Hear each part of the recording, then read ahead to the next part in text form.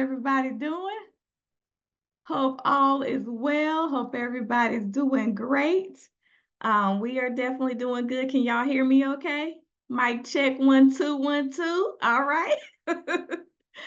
Good deal. Look, well, we are ready to get right on into it today. As you can see, we are live on location from my hometown, the great city of Goldsboro, North Carolina. One of these days, somebody gonna say, "Oh, that's the hometown of Dr. Bradford." That's what I'm gonna say. This is the hometown of some mighty men and women. All right, so we're gonna get right to it today. I'm very excited, and really just again, all the time in contemplation and in prayer and thinking. And I ran across actually a post. I was reading through LinkedIn and I ran across a post. This was early yesterday. And it's crazy how your day, many times when something kind of hits your mind, and then your day proves exactly what you thought or what you read. It's just like, okay, all these things were supposed to connect. And so I'm going to start off with a scripture. It's a very familiar scripture. I'm going to Isaiah 40. We're going to read 30 and 31. Isaiah 40, 30 through 31. And it says, "Even the youth shall faint and be weary, and the young men shall utterly fall. But they that wait upon the Lord shall renew their strength. They shall mount up with wings as eagles. They shall run and not be weary, and they shall walk and not faint." And so, if I could use for a topic today, y'all have heard of James Brown's The Big Payback. Well, today I'm going to talk about the big bounce back. Is anybody ready today? We're going to talk about bouncing back today. We're going to talk about being resilient today. We're going to talk about what resilience is. It's one of those things that people throw around. It's a term, and I was able to look even yesterday, and I find all these graphics and infographics and little sayings. But today we're going to talk about the big bounce back. We're going to talk a little bit about resilience and what that means and why it's so important. Look, to not just say it, but to live in it. Not just say, "Oh yeah, I'm resilient." You hear that people say that all the time, but the thing is we have to really truly walk that thing out.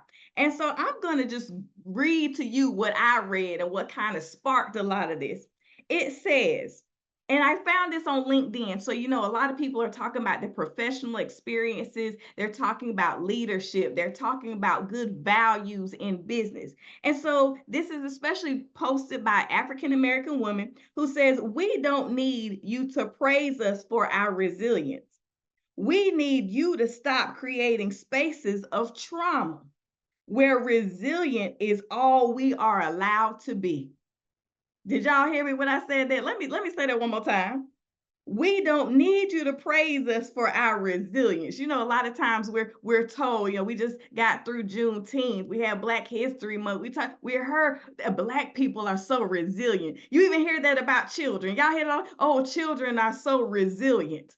But the thing is, why is resilience necessary? It's because it's a product of trauma. It's something that has to come for someone to succeed and to go through after being traumatized.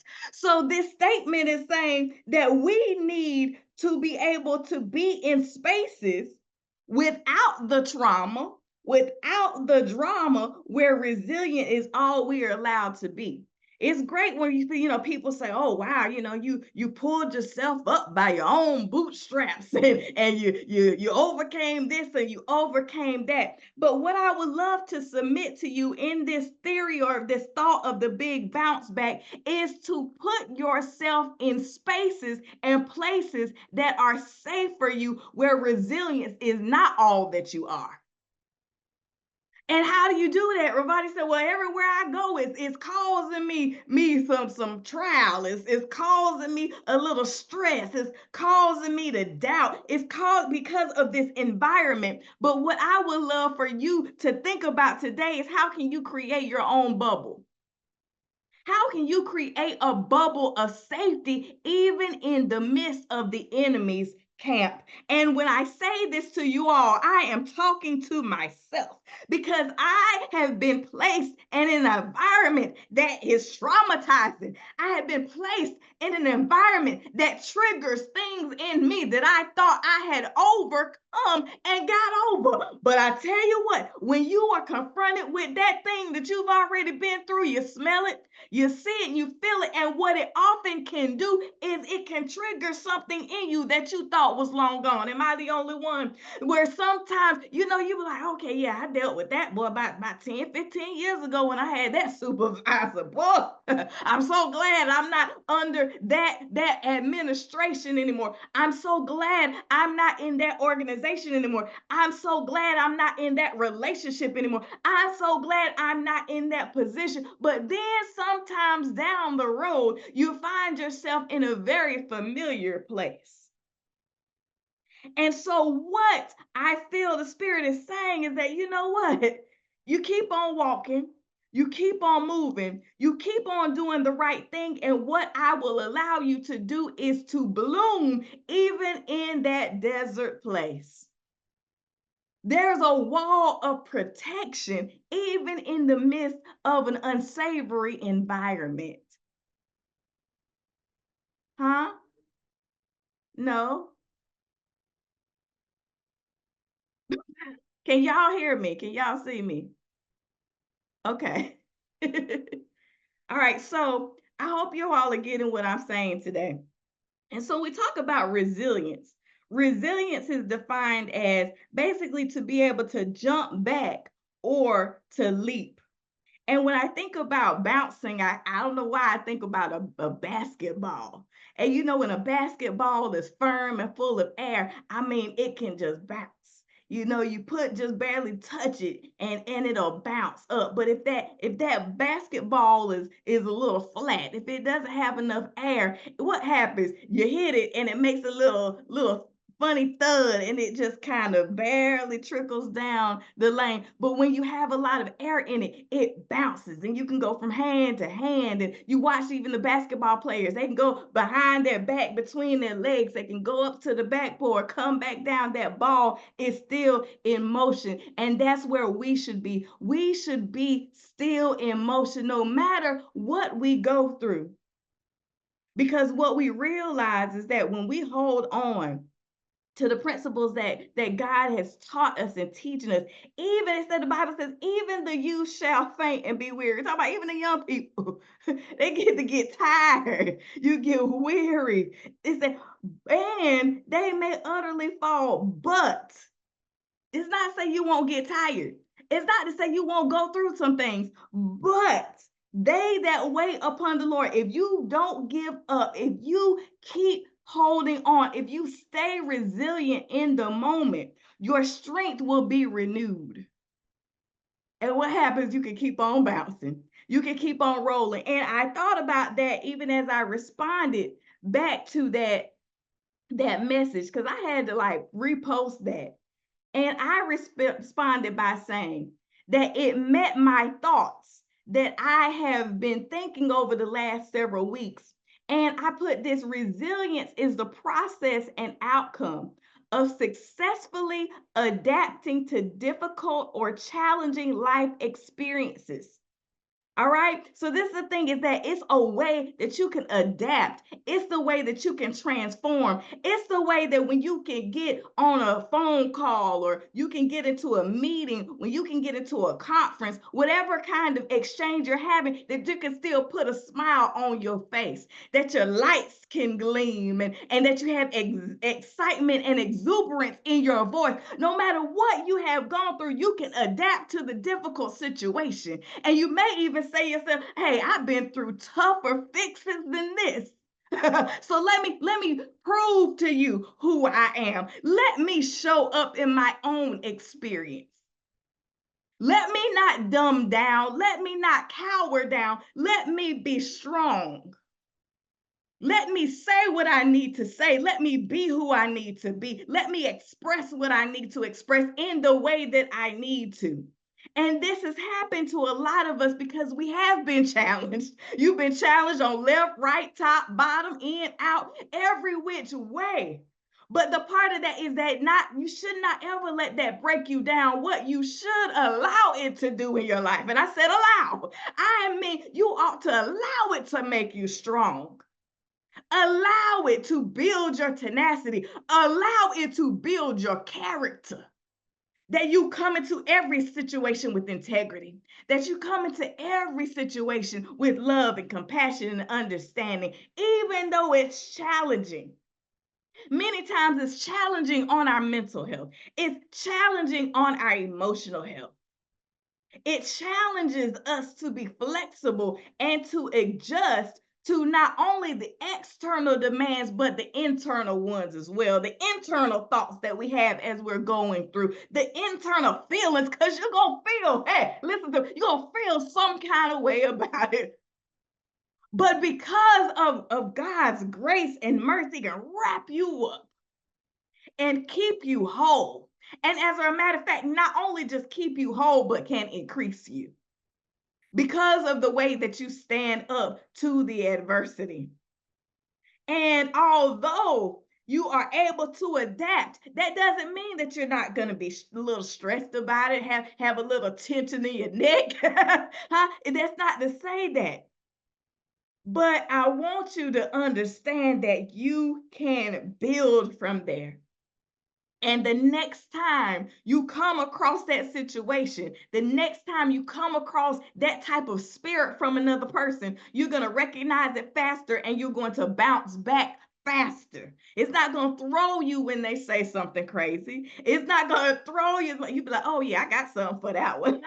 Let me tell you, because just the other day, I was telling my mom, and I actually ended up telling a coworker after the fact. I said, boy, I told Cedric, someone that I thought we were cool. I thought we were cool. They tried it. Tried it in a meeting. And I said, okay. And it threw me because I wasn't expecting it. I'm talking about someone, I've hung out with, talked to, encouraged, prayed for, said, oh, girl, you can do it. Oh, girl, you don't even worry about what I'm the encourager and lifting up. And boy, she tried me right into me. And I did, it threw me. And so I knew we were going to have another meeting 2 days later. And I remember I said, okay, because if she did it, then I got to be prepared for this next meeting. And so I sat there the day before.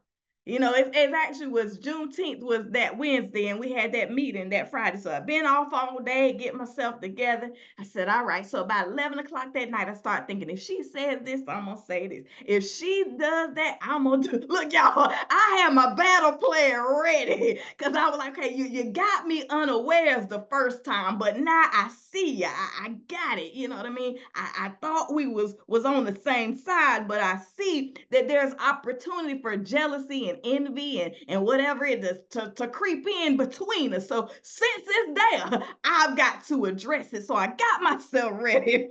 And the meeting was at 9 o'clock in the morning. I had it down patted. My mom, I think, texted me. I said, look, I said, pray for me because I'm about to go into this meeting. And I was like, I'm ready. I got my war clothes on. Let me tell you. I got in there and look, went through the meeting. I had to report out first, did my little report, and I'm waiting. I'm waiting. Meeting ends. She didn't utter a word in the entire meeting. I said, but look, Ravonda was resilient because of the trauma that I had went through previously. I was ready. I was able to respond, and not in an ugly way, but I tell you, I had it all the way down from A to Z, how to read out this situation. What am I saying here? What I'm saying is that we need to be able to withstand shock. It's what resilience. It's like when you are shocked. What Miss Al say? I'm shocked and appalled. Look, when you are shocked and appalled, and you got to clutch for your pearls, ladies or gentlemen, you got to clutch for your tie. We got to be like you're just shocked at what has happened to you in the situation and what you're being confronted with, the persecution. You've got to return to form.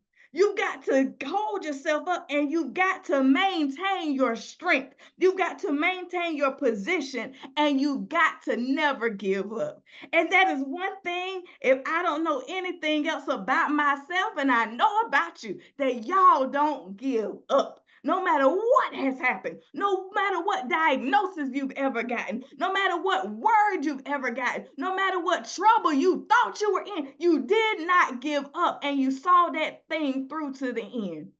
You might have been upset about it. You might have been hurt by it. You might have been surprised by it. But the point that I want to make, kings and queens, today, under the sound of my voice, is to never let that thing take you down to the point that you can't recover. Don't you do it. I don't care what it is. And I don't care who it comes from. There are oftentimes moments in our lives where we are utterly just dumbfounded by some of the things that are said and done. And every day I'm constantly like, I can't believe it. I thought I had about seen it all. And here comes something else from between the media, between what's happening in our society, between just you're just constantly just surprised and confused. But even in that surprise and shock and awe, we've got to maintain balance. We've got to stay balanced. And in this thing, you have to create your own safe space, even if it's within your own spirit, that these things do not negatively impact you to the point that it throws you off of your game, that it throws you off course. Because I'm telling you, a lot of these things are sent for a distraction. It's sent to make you doubt where you are. Man, did I choose the right career with all this foolishness? Did I choose the right business? Did I choose whatever that thing is? And a lot of times, you know, there's that emphasis on something bad. But in our minds, we got to flip that thing around for our good, for the perspective. It's not to ever say that there won't be difficult times that you face, but it's that you are going to be able to face the difficulty with all assurity and faith that you can get through it. And not just get through it, but again, come out on the other side better for it, better for having the experience. Because I'm going to tell you, through some of the things that I've gone through in my life, the conversations that I've had, I look at things a lot different. I'm a lot more discriminative of what I say, what I do, where I go, because of what I've been through. I didn't go through it for nothing. And that's one part also we have to understand. Don't go through this stuff for nothing. Make sure that it's for your betterment, that you like, well, if at the very least I learned that and that won't be on repeat for me again. We've got to stay resilient. When you break down even that word re, of course, means back, like again, re. Salir means to jump and to leap. So it's kind of like this thing of, okay, we've been pushed back, but now we're going to leap forward. We're going to bounce back. And when we do, we're going to bounce back better. We're going to bounce back stronger. We're going to bounce back more determined. You know, there's been times where I'm like, boy, you know, when you go through things, you're like, I don't know why it happened, but I'm glad that it did, because I wouldn't have pushed so hard. If I hadn't been challenged, I wouldn't have pushed as hard as I am now.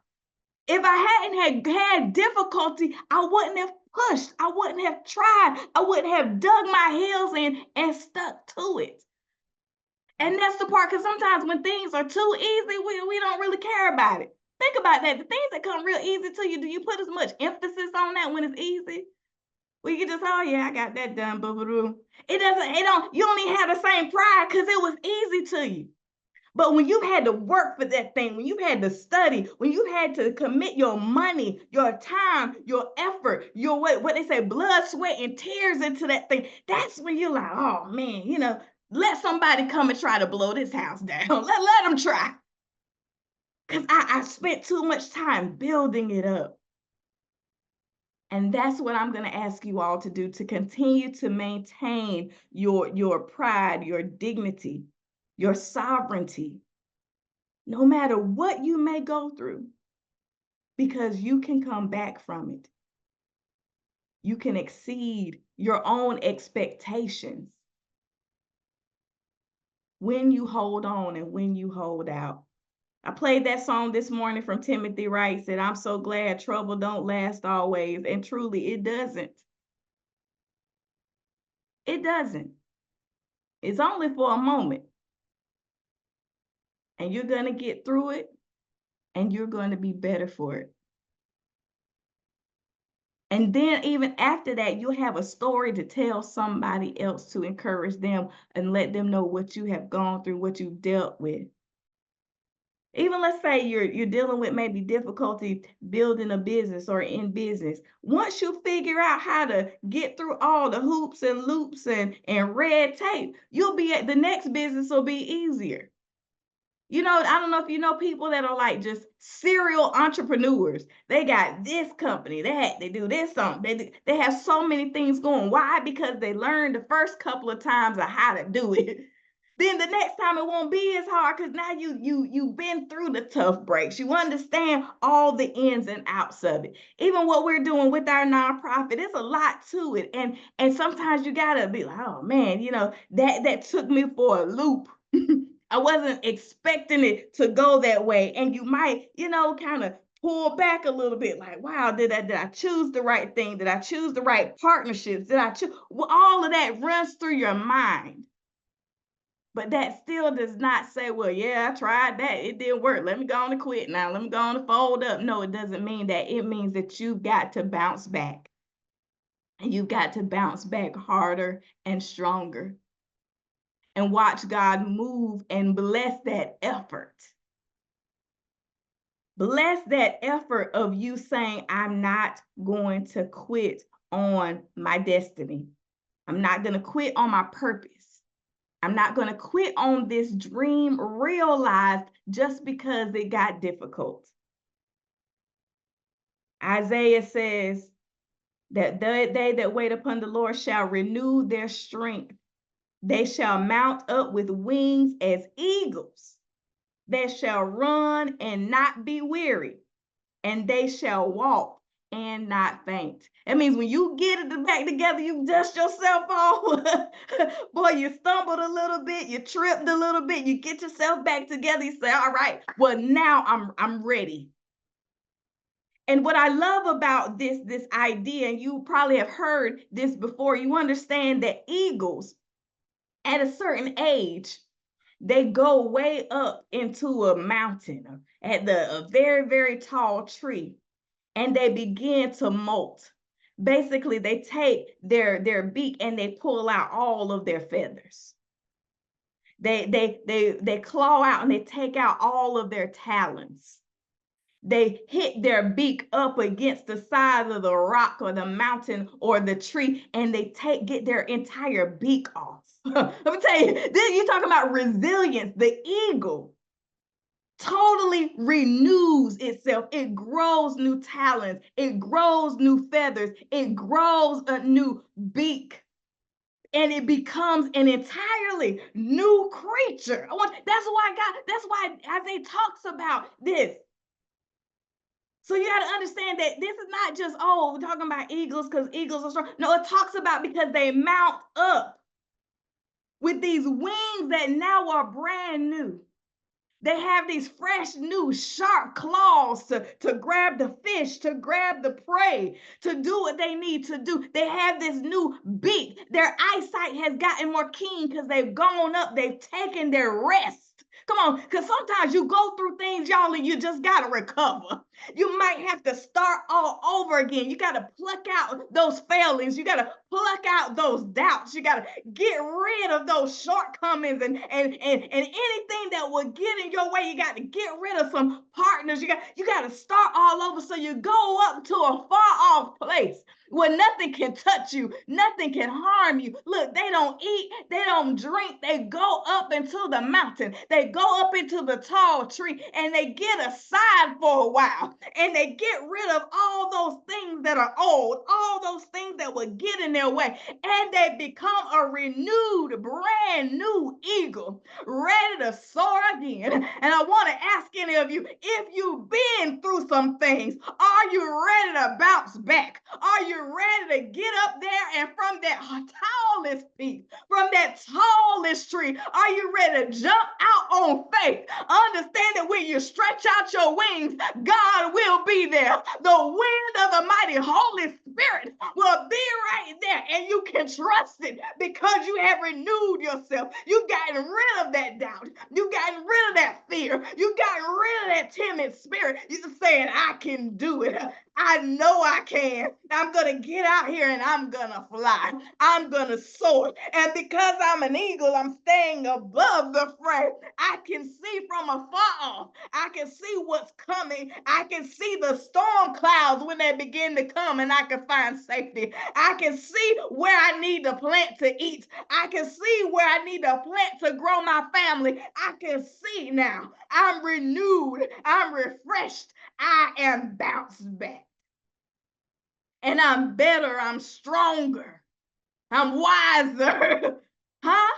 I'm better now. So much better because God, even in my broken state, ministered to my spirit and said, yes, this is still your fight. Yes, this is still your purpose. Yes, this is still your ministry. Yes, this is still what I have for you to do. Take your rest now, but when it's time, you got to fly. You can rest up for a minute to get your thoughts together. But when it's time, you're going to mount up with wings as eagles. You're not going to get weary in your well-doing here. Huh? You can run. You can walk. You can leap. You can jump, and you can fly. Allow God to give you that refresher. Become strong. Yeah. Some people might count you out. Like, where you been? You closed up. Where you been, baby? I just been resting, child. But I'm back. Huh? I put myself over to the side for a minute, but I'm back and I got even more ideas now. I got even more ways to the. Can you hear me, Gloria? I see you. You hear me? I got even more insight. I have even more opportunities because I had to get myself together. Now I'm ready to meet that opportunity. Now you hear me? I prepared. I had to sit down and think about it for a moment. Cedric, you hear me?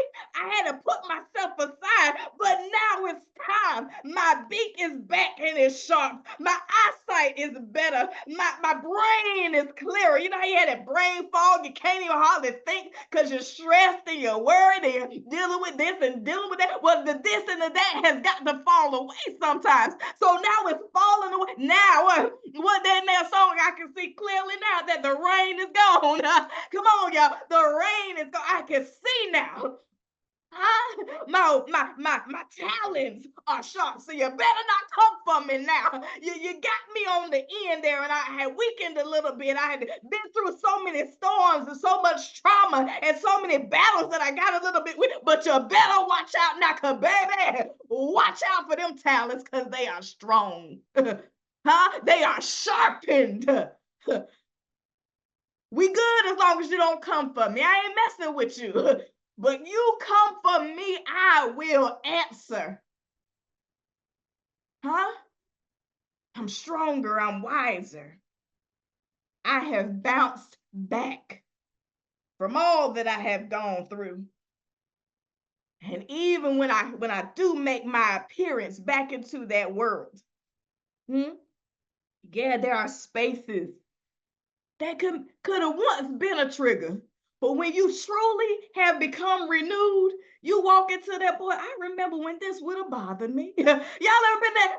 I remember when this would have made me cry. I remember when this would have gave me a migraine. But now, to me, because I'm looking around and I'm an eagle amongst turkeys. I see that I'm better than I was when I left here. I don't know what happened. I ain't been gone that long, but because of God's spirit, because of God's grace and mercy, because of God's love and compassion and new mercies every day, I'm better, I'm stronger, I'm wiser. And what would have maybe made me quit now just inspires me all the more. Those words don't have the same merit. I don't even know why I listened in the first place.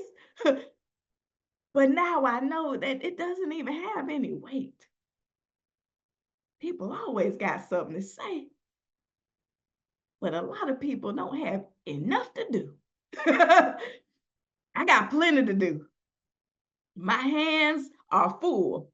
My cup runneth over. So now it's time to run on.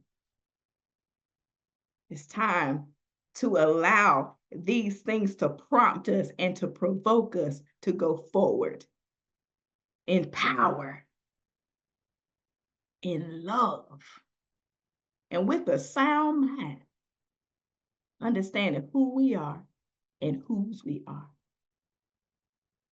Just wanna be when we touch and agree. Join hands with me, just two or three. When we touch.